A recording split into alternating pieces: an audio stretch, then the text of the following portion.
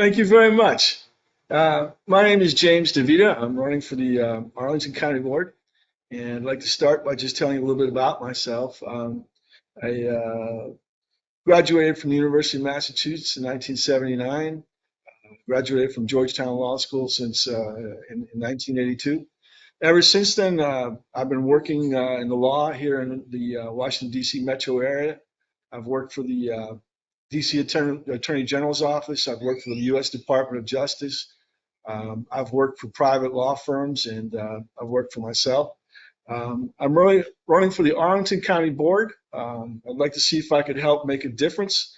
There are several issues that I'm running on. The first one that I'd like to talk to you about is repealing the missing middle.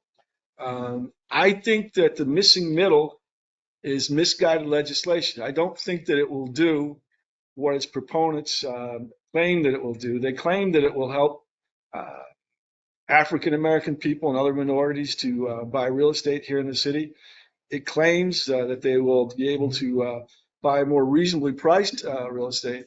But when you really look at the legislation, there's nothing in the missing middle legislation that would help people, African American people, to buy real estate. There's no caps on the prices for the condominiums, and so I think that when the smoke clears, even with the missing middle is still going to be missing. I think another part of the problem is that what it's really going to do is simply increase population in Arlington. If you replace one single family home with 6 condominium units, you're going to increase the population of Arlington by a factor of 6. And basically what will happen is if it's left unchecked, it's going to destroy the suburbs and it's going to turn Arlington into a city. And I have a problem with that because I like the suburbs. I grew up in a suburb. I think there's a lot to be said for the suburbs. And the cities have a lot of problems that the suburbs don't. There's higher crime in cities. They're more crowded. There's traffic jams. There's more noise. There are a lot of reasons why I don't think Arlington wants to lose the suburbs, and I think that's probably what's going to happen. The other thing that I'm really afraid of is gentrification. The least expensive real estate is in South Arlington. There's a neighborhood called Green Valley where African American people live. And I think if the real estate developers are looking for inexpensive real estate, that's probably where they're going to go. And we could lose African American residents to the city. So I'm afraid that that's going to happen to them as well. What I propose, and I really hope that this is true, I would like to visit every single precinct in Arlington and give everybody in Arlington the chance to vote on this. As I go to each precinct, I'm going to try to organize a meeting and let everybody in that precinct vote. And I think that we'll find out whether Arlington wants to be a suburb or Arlington wants to be a city.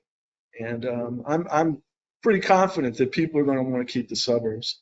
I'm sorry.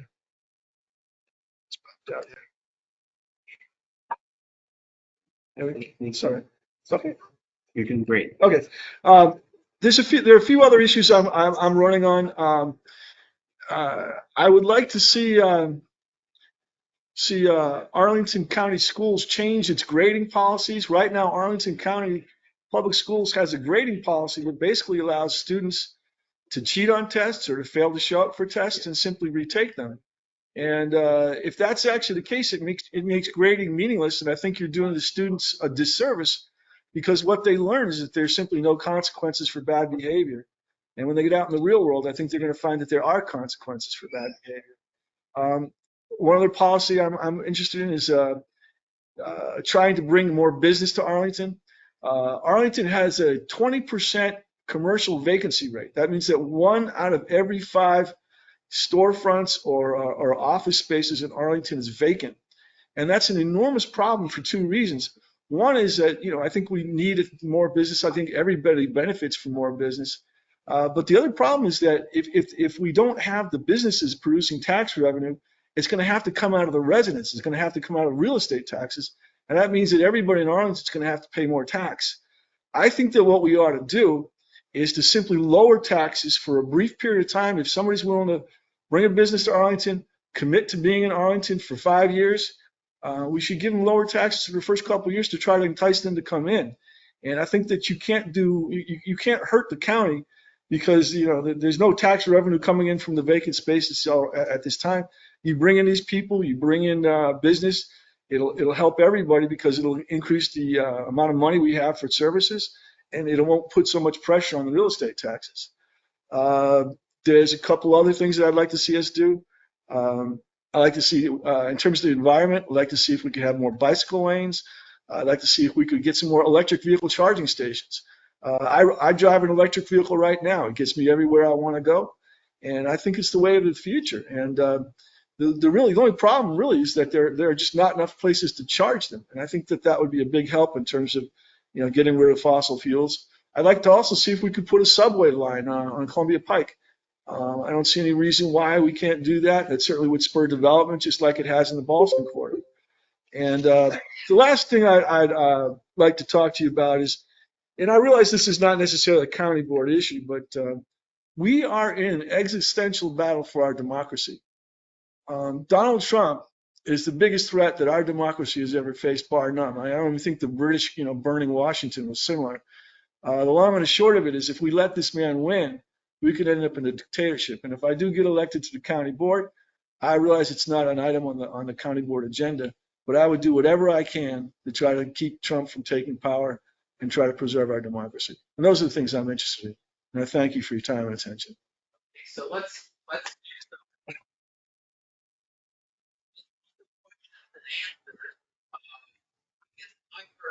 question is, when you're intended to fill up the empty office space, is there existing legislation to enable that? Would you have to go to Richmond for permission?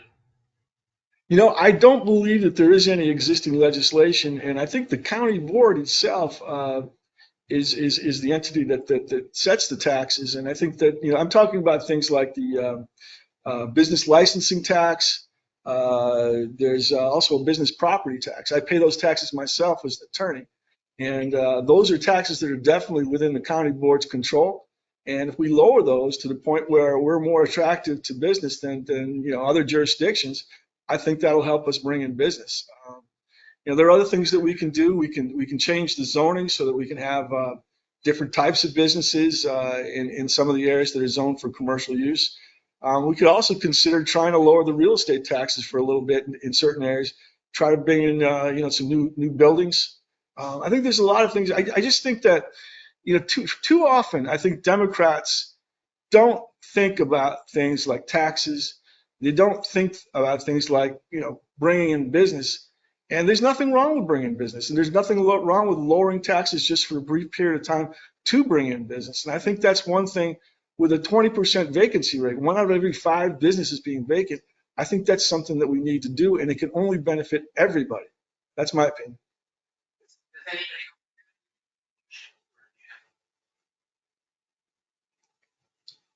If you want to tell us your website and summarize your,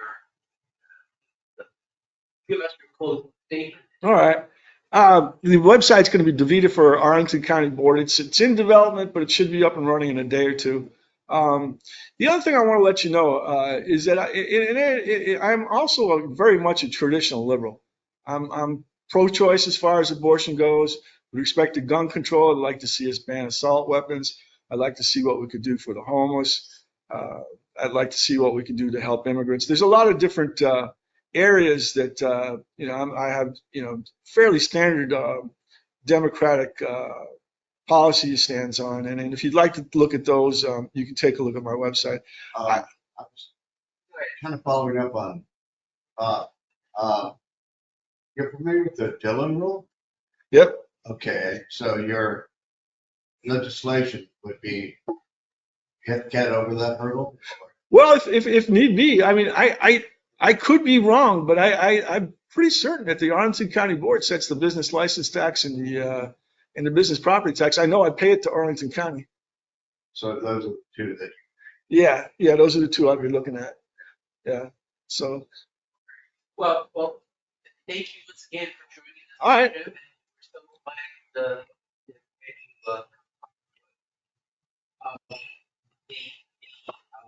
next item on business is waiting for lunch to be served. Thank you for inviting me. Sure. Thank you. Nice to meet you all. Do you have any questions? Thank you. Yeah. The next item of business is we're going to remember our founder, Richard Barton. And just to give you an idea of who's here, since the meeting started, we've been added to our crowd is Ed and Anita Nolan, and our past party chair, Jim Turpin, and his charming wife, and my predecessor as the Roosevelt Society newsletter editor, Susan Prokoff. And we also have Herschel Cantor, who was one of the first people I met when I joined the party. And Herschel, do you want to say a few words about Richard? You have to sit here in this corner and look into the laptop.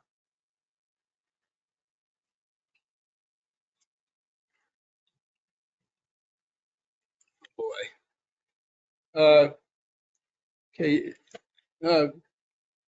Dick was born, he wasn't born. He grew up in, he wasn't born in Baton Rouge. He grew up in Baton Rouge, Louisiana, and anybody who knew him knew pretty quickly that he was from Louisiana and their politics. He attended LSU and received a master's in political science at UNC Chapel Hill.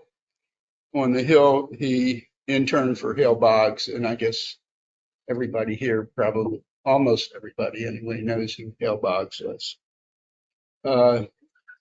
He then went to work for I think it's Jim Morrison, and as a legislative assistant. And he had a lot of stories about campaigning because he was a campaign manager, and he didn't realize, I think, when he signed on that it involved a lot of cash, but it did, and I mean cash. I don't mean a big budget or a small budget, but he dealt with that.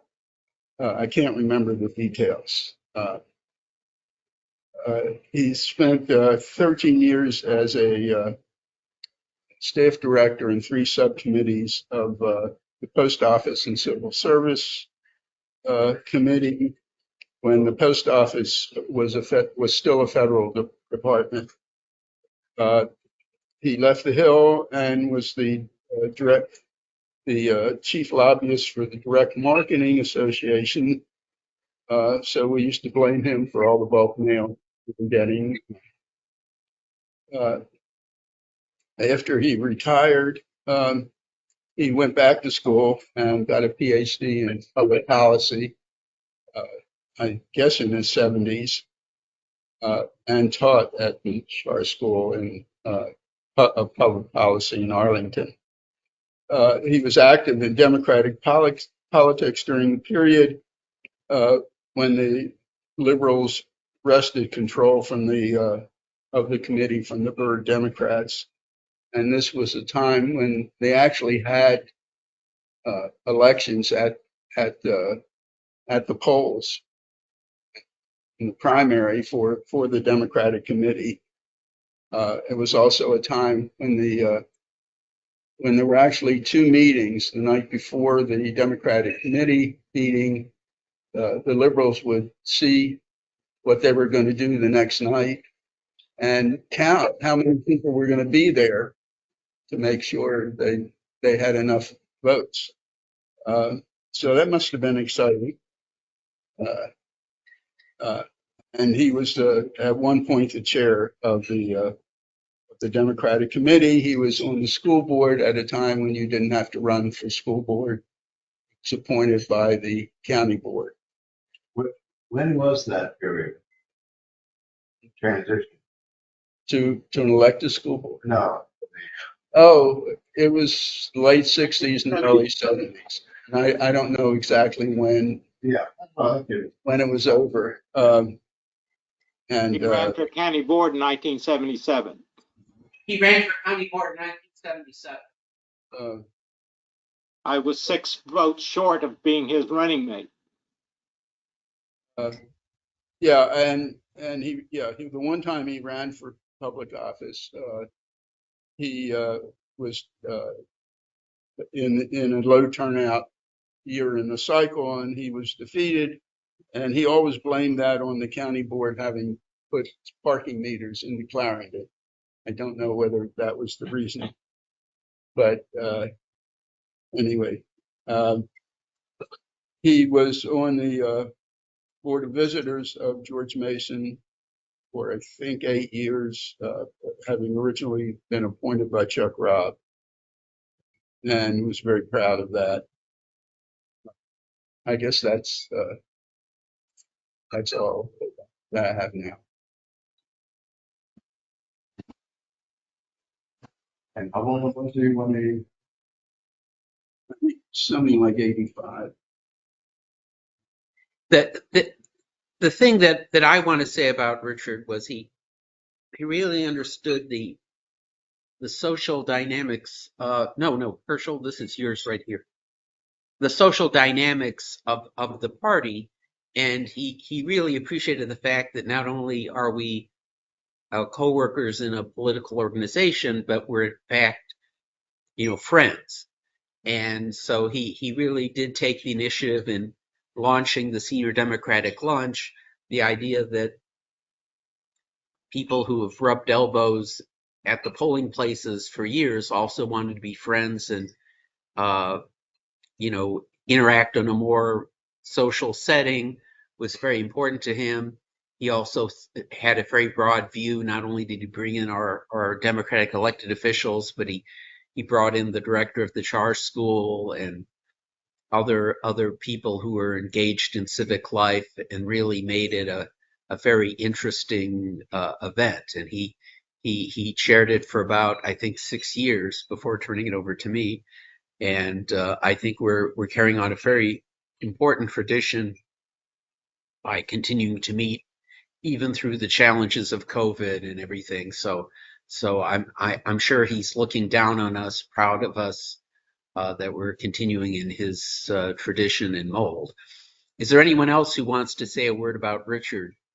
Joe or? I would just like to say a few words if I could. Yes. Okay. I'll turn up the volume as much as I can. Oh, this is Joe Pelton.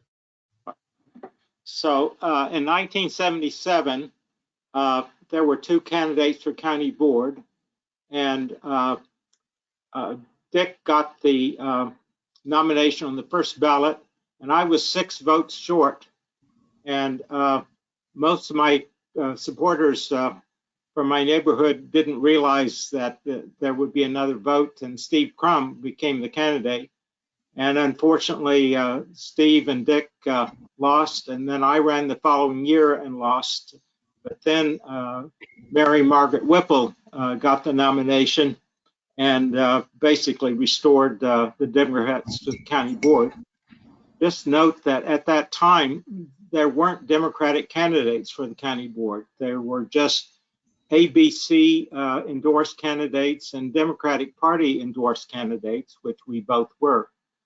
But Dick tried to get his PhD, and he had everything but his dissertation for many years. And I kept urging him. And finally, after decades of procrastination, he finally got his PhD. So it's actually Dr. Richard Barton. Anyway, he was a great friend, and he did many things for the county. I don't think it was the parking meters.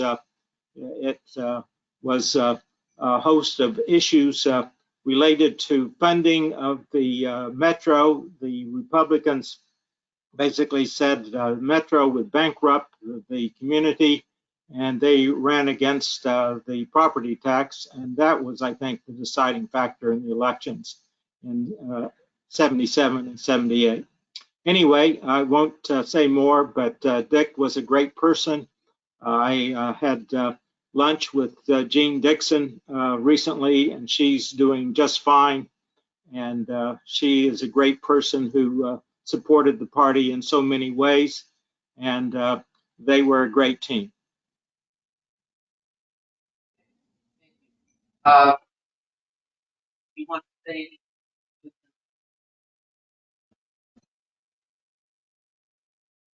I guess for broadcast people there.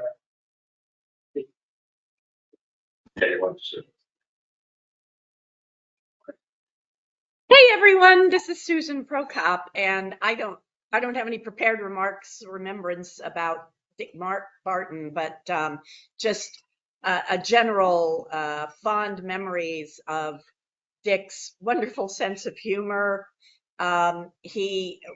Jim Turpin, my husband, and I spent a fun evening in their condo at Tower Villas a couple of years ago, where we had brought over some old political brochures and broadsides from the early 60s that we have a collection of, and just enjoyed listening to both Gene and Dick's reflections about the candidates of that era and the party dynamics at the time. As you heard earlier, the insurgency of the more progressive elements of the Democratic Party had to organize themselves to go into Democratic committee meetings in order to overcome and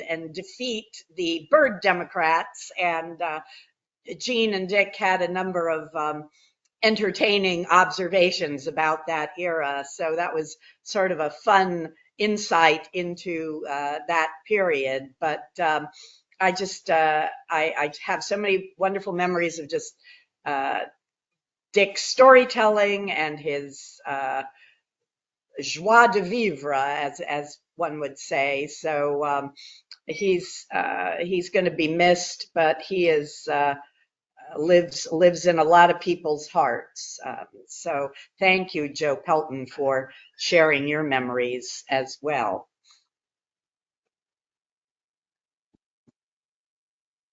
Thank you, Susan. Anyone else online, or I guess that will conclude our remembrance of Richard, who will be missed. There will be a formal service for him on January 6th at the Universal Unitarian Church, so you can keep your eyes open for that. 2 p.m. I would just add they're going to have a Dixieland band and lots of New Orleans type celebrations associated with that event. So Richard's showmanship continues on after his passing. Okay, so our second scheduled speaker of the day is Julie Farnam, who's also a candidate for the county board. Mind you,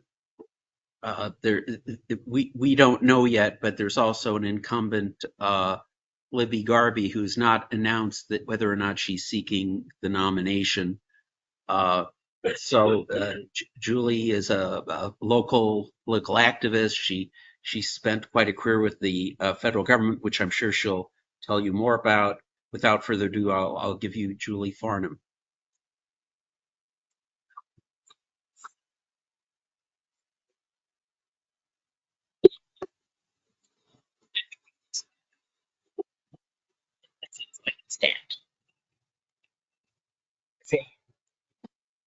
Hey everyone, kind of.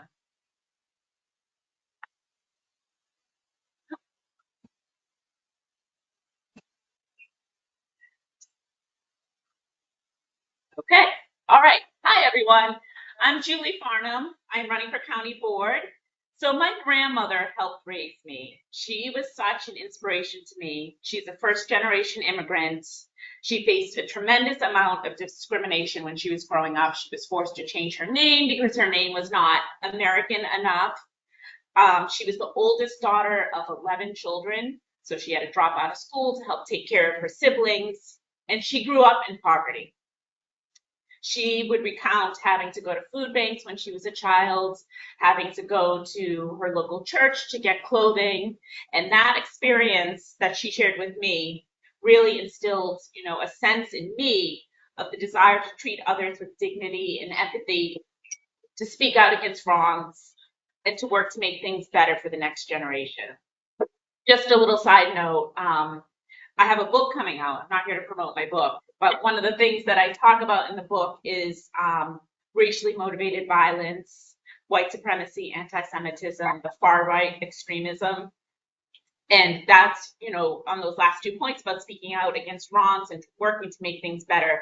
That's what I'm trying to do to, not only by running, but also with the book, because hate never solves any problems. And that is something that was very important to my grandmother and is very important to me. Domestic darkness, very cheery. Darkness. January 2nd. But so my grandmother passed away a couple years ago. She was almost 103 years old. So yes. And so if you do the math, she was born in 1919, which is the year that women got the right to vote. And so looking back, at the past with my grandmother and looking to the future with my 2 young daughters who are 8 and 9 now, that's my motivation for running. I want to make sure that Arlington thrives well into the future.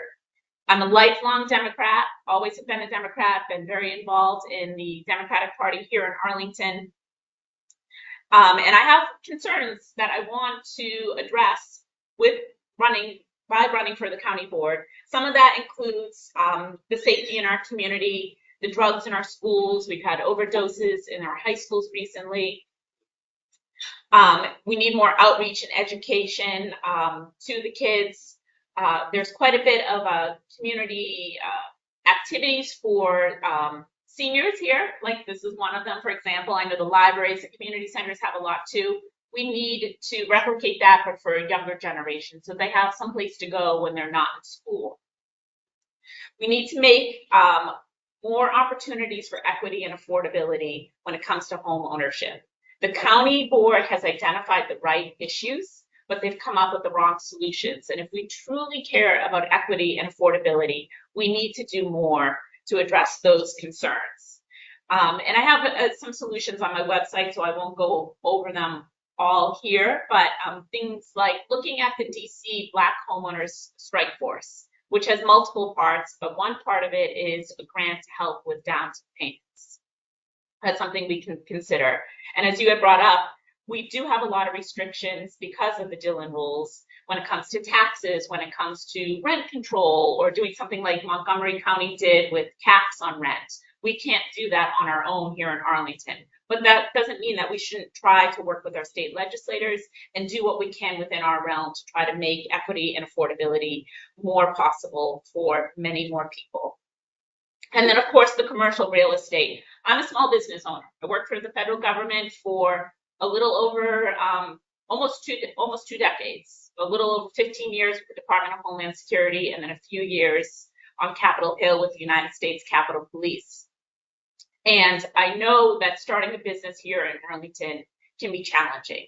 And so we need to, with the commercial real estate, we need a menu of options, right? We want some businesses, we want to attract more businesses, but we also want to attract small businesses. They add a lot of vibrancy to our community, and we have to do more to make it easier for them. Some of the things that I think the county does that is nonsensical that we have full control of changing. For example, my business is completely done online. But to register to get a permit here in Arlington, I had to go print out a map, mark on the map where cars are going to park. There's no cars coming to my business. There's no cars coming to my business. I shouldn't have to do that.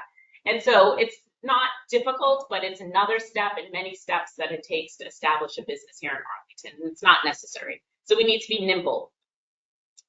And then the last point I want to make is that we need better transparency and communication with the county board and with the community. The county board does a really good job at soliciting input for different projects and things, but you don't always know what that input is. I mean, if it's at a county board meeting and you see it publicly, sure, but the comments and things that are submitted online, you don't always see what people are doing. So I'd like to see it more like the federal government handles rulemaking, and that they'll say, okay, we got 100 comments. This is what they said. 70 of them had to do with this, and this is how we incorporated it into the final policy. 2 of them had to do with this, and we did not incorporate them, and this is the reason why. Because people want to feel like their voice is heard and that it is valued.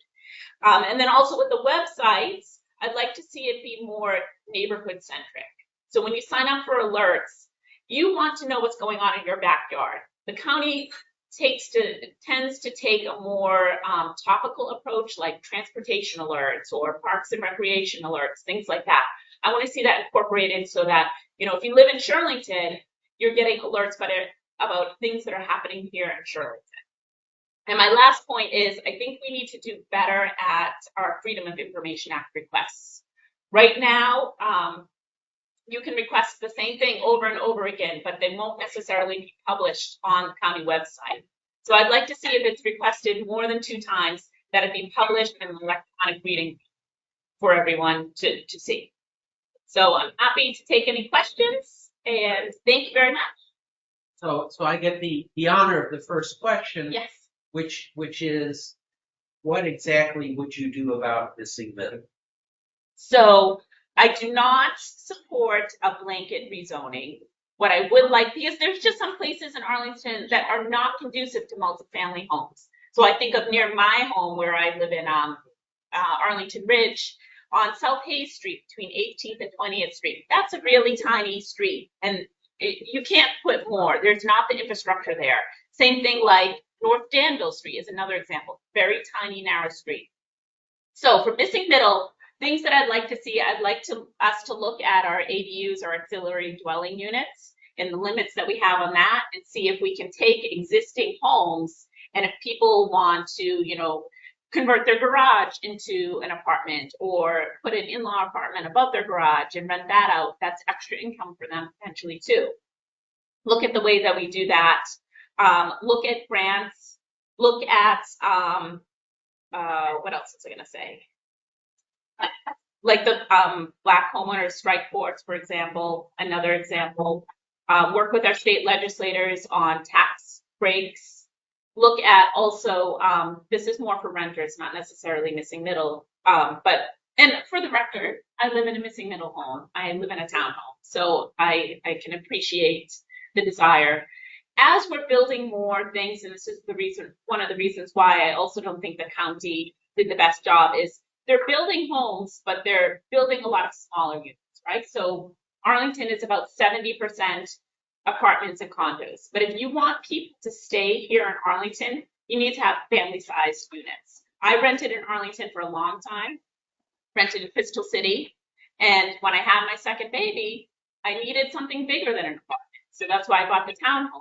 So we need to make sure that we're building spaces that families can stay and that they can afford to live, whether they rent or they buy. Well, but just to play devil's advocate here, because there are some neighborhoods that are very attractive to college students. Yes. Specifically, like across the street from Maryland, for example. Yeah. If you were to build a 3-bedroom apartment there, you get 3 college students. Right. You wouldn't necessarily get a family. Right. So that is the real challenge in building for family. Yeah, I think you're right. And then on that point, though, too, about college students, Arlington needs to look at what we consider to be an apartment. There are places like New York City, for example, that have more lenient definition of what is an apartment. And that would be great for some like college students, for example. They're smaller, maybe they don't have a full kitchen, maybe they have a communal bathroom, things like that. If we're more flexible on what we define as housing, we have more opportunities. And that would also help with commercial real estate, because we have some buildings that would be more easily convertible if we look at that. But someone else had a question. Yeah, yes, Susan. For being here. On the housing and issue, I know there are varying opinions about using excess commercial space Yes. for housing. Business, your thoughts on that? We need a menu. We need a menu of options because we have a lot of different buildings. We have, single story buildings, like particularly up at like Columbia Pike area, that are not going to be conducive to converting to housing. It just won't be. There are other buildings that might be more easily converted. And it has to do with, plumbing and smoke alarms and things like that make it challenging. Some buildings, maybe they need to get knocked down and be rebuilt as housing. So we need a full range of options to address the different types of buildings. And we need to the county does, I believe, have like a business engagement entity that tries to attract businesses here. We need to make sure that they're trying to attract small businesses as well, because there are smaller businesses that might like some of these smaller buildings to move into. Not every business that comes is going to be, Amazon, right? So we just need to make sure that we are attracting businesses that can fill up the buildings that we do have. Joe, do you have a question? No, I think you've covered things very well, and clearly we've got challenges to meet, and I thought the flexible idea on apartments is a really interesting idea to pursue. Thank you. Any other questions?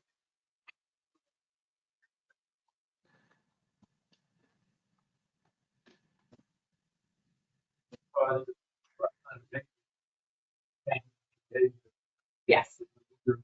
Thought about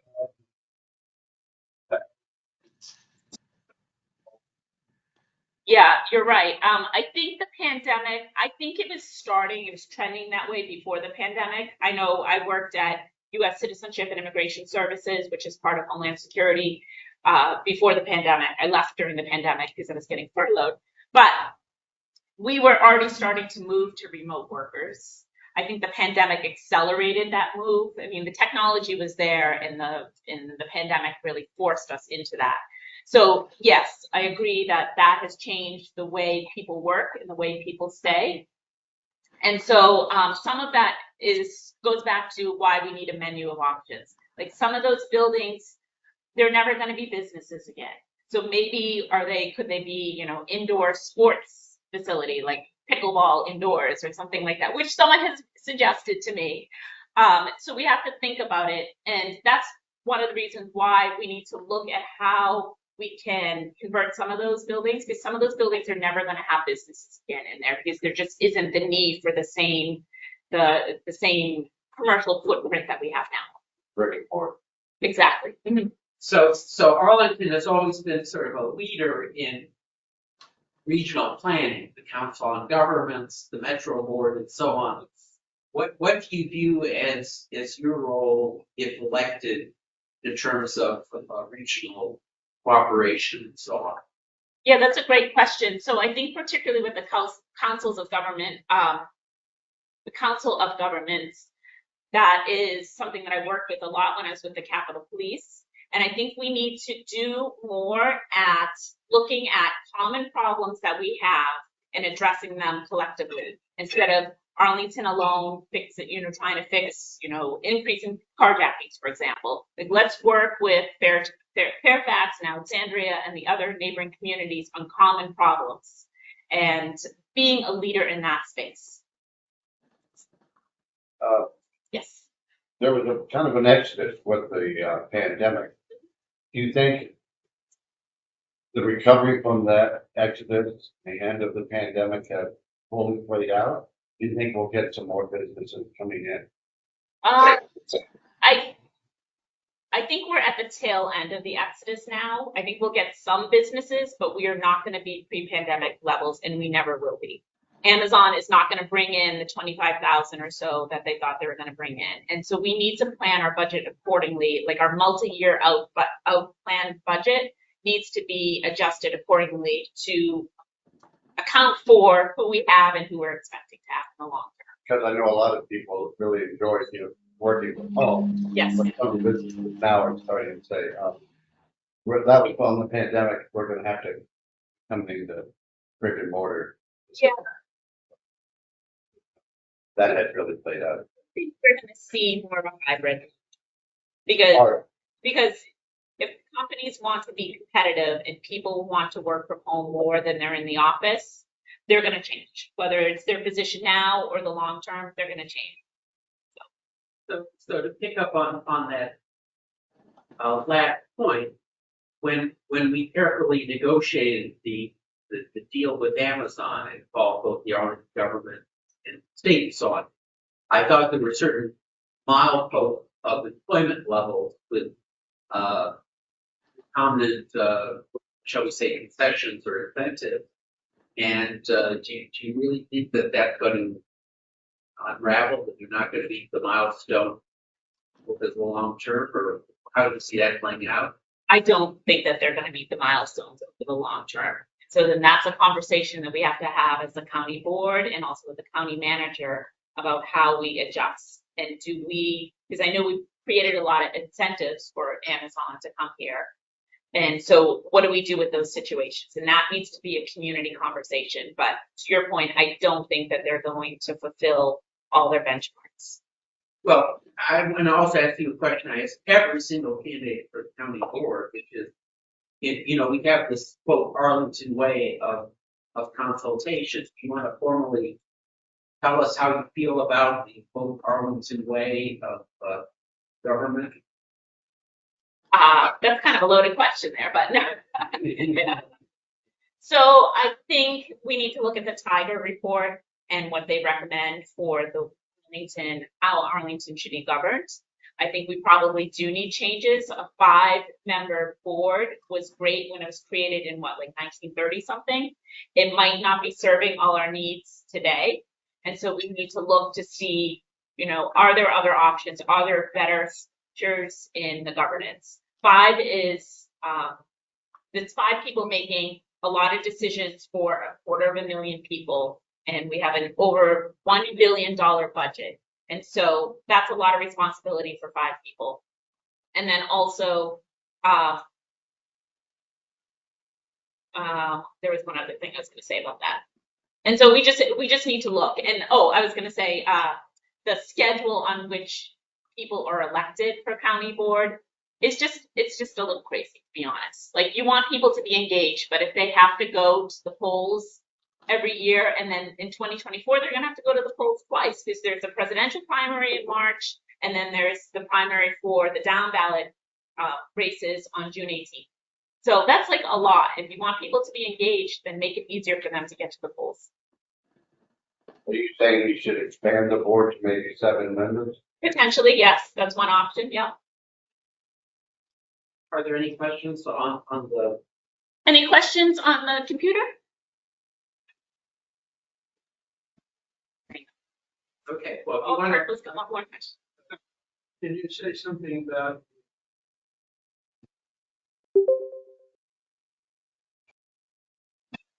What things I've done?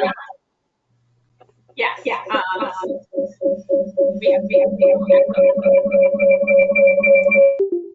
Oh, okay. It's good now. It's good now. Okay, I guess just unmuted. Why don't we mute Joe also while we're at it here? I'm sorry. Okay. Yes.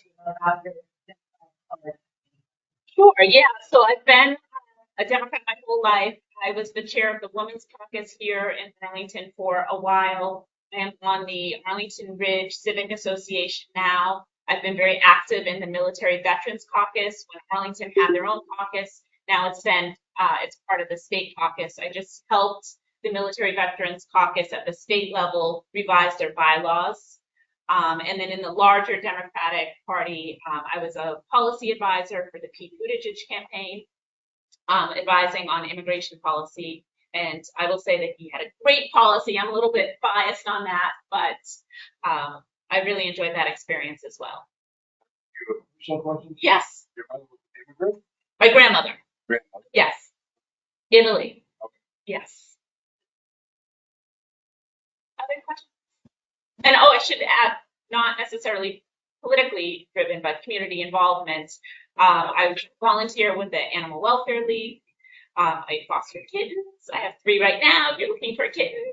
I also go to their food bank. They do food banks at different places throughout the community, and I pass out food. I also deliver food to pet food for homebound residents.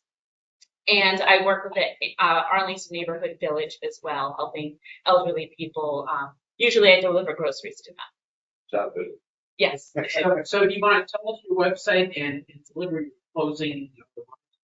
Sure. My website is julieforarlington.com, so hopefully very easy to remember. And, as I mentioned, I really do want to see Arlington thrive into the future. And to do that, I need your support, but also I need your input too. I'm not up here to be some politician to think like I've got all the best ideas and you should listen to me. Like, no, I need to listen to you because you guys have the ideas. You know what this community needs, and I'm here to serve you. So thank you.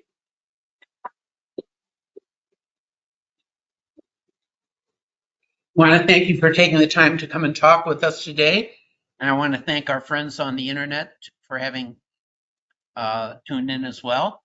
So we will meet again on the second Tuesday in January, and I hope more of you make an effort to come in person because the food here is really great. So thank you once again for coming.